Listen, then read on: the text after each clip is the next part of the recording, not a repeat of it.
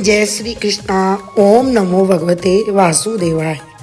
पवित्र माघ महीने की कथा व महात्म। 11वां अध्याय।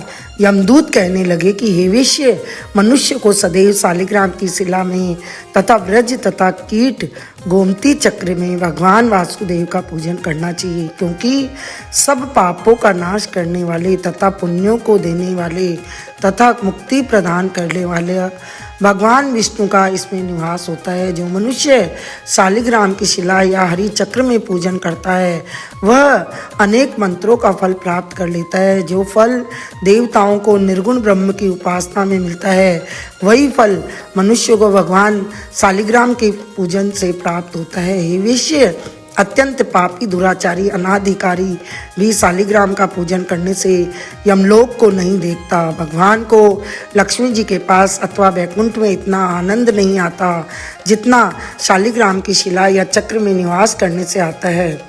स्वर्ण कमल युक्त करोड़ों शिवलिंग के पूजन से इतना फल नहीं मिलता जितना एक दिन शालिग्राम के पूजन से मिलता है। भक्ति पूर्वक शालिग्राम का पूजन करने से विष्णु लोक में वास करके मनुष्य चक्रवर्ती होता है।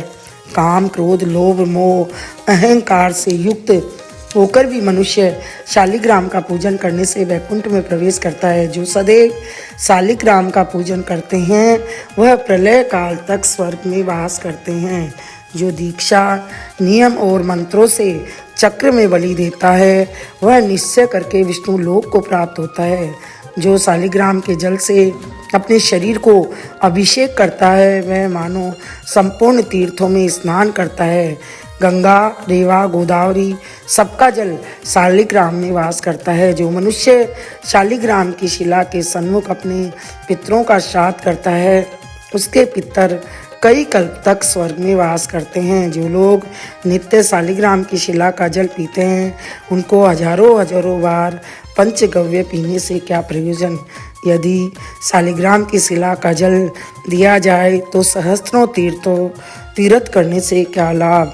जहाँ पर शालिग्राम है वह तीर्थ स्नान के समान ही है। वहाँ पर किए गए संपूर्ण दान होम करोड़ों गुना फल को प्राप्त होता है। जो एक बूंद भी शालिग्राम का जल पीता है वह माता के स्तनों का दुग्ध पान नहीं करता, अर्थात गर्भाशय में नहीं आता। शालिग्राम शिला में जो कीड़े मकोड़े एक कोस के अंतर में मरते हैं वह भी वैकुंठ को प्राप्त होते हैं। जो फल वन में तप करने से प्राप्त होता है वही फल भगवान को सदैव स्मरण करने से प्राप्त होता है। मोहवश अनेक प्रकार के घोर पाप करने वाले मनुष्य भी भगवान को प्रणाम करने से नरक में नहीं जाता। संसार में जितने तीर्थ और पुण्य स्थान हैं भगवान के केवल नाम मात्र के कारण से ही प्राप्त हो जाते हैं। बोलिए विष्णु भगवान की जय। माघ महात्म की जय।